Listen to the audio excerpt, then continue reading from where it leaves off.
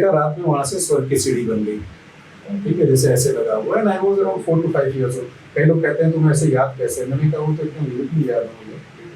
तो मैं ऐसे चढ़ रहा हूँ, मैं स्मॉल किड, और मैं ऐसे चढ़ रहा हूँ, दुर्गा जी ऐसे उतर रही हैं और वो अपना ले हुए सब कुछ, और वो मुस्कुरा रही है, लेकिन मैं उनको ध्यान ही नहीं दे रहा हूँ।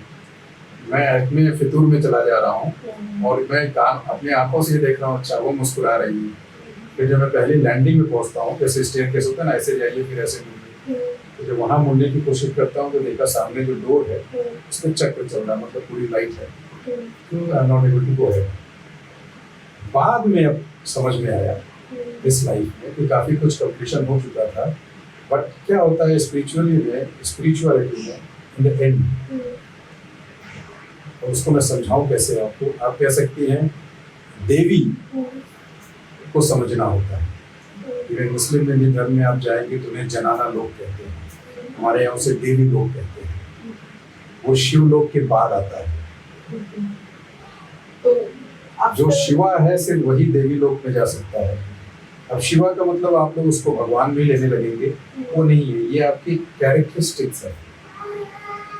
हम सब जो है इवेंचुअली वहां पहुंचते हैं। तो शिवा, जैसे मैंने आपको बताया, द मोस्ट सत्यम शिवम सुंदर, सुंदर, वो जो कैरेक्टर है उसे हम शिवा कहते हैं। हालांकि हम हमारे समाज ने उनको दूर कर दिया और उनको भगवान बना दिया, और वहीं पे गड़बड़ हो गया। हर एक सोल को शिवाहुड ले करके ही आगे जाना होता है।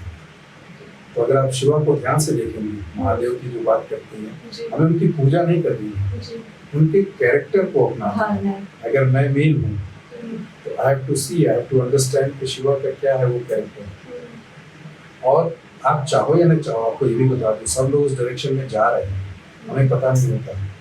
एक चोर भी जब चोरी कर रहा होता है, एक मर्डर जब मर्डर करता है, somehow he is moving towards it only, but we don't know that। तो वो बड़ा डीप साइंस है। तो पॉइंट में आपको कनेक्शन बता दूं, तो वो समझ में आया कि इवेंचुअली क्या होता है कि when you reach towards Shivahood, you have to surrender, and you have to surrender to a power. Power is called देवी। तो इसलिए वो देवी जो मुस्कुरा रही थी, वो समझ में आया कि तुम कहाँ जा रहे हो, बिना उनके वो जो चक्र है वो खुल ही नहीं सकता था, जो रोशनी की दुनिया है जी। तो वो जो चक्र मुझे दिख रहा था, इसलिए वो मुस्कुरा रही थी। क्योंकि शायद मैं ज्ञान साइड में रहा हूँ तो ज्ञान वगैरह अर्जित कर लिया था। तो कहते हैं ज्ञानियों का एक अपना अहंकार भी होता है, बट मेरा मानना है वो अहंकार नहीं होता है, एक जो देवी से मिलना या सरेंडर, तो देवी को लव भी कहते हैं, तो जो अनकंडीशनल लव है, ये तीनों ज्ञान का लास्ट स्टेज होता है।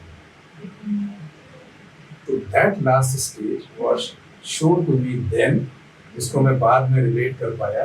क्योंकि ज्ञान साइड में क्या होता है, ज्यादातर आपको खुद ही सारा कॉन्टेम्पलेट करके निकालना होता है। जो जूस ऑफ नॉलेज है, you only will contemplate with in your mind and reach a particular conclusion. तो उस विजन ने मुझे हेल्प किया बाद में अपने कॉन्टेम्पलेशन में एंटायर थिंग को समझने के लिए। So now my life has become a life of surrender. So sir,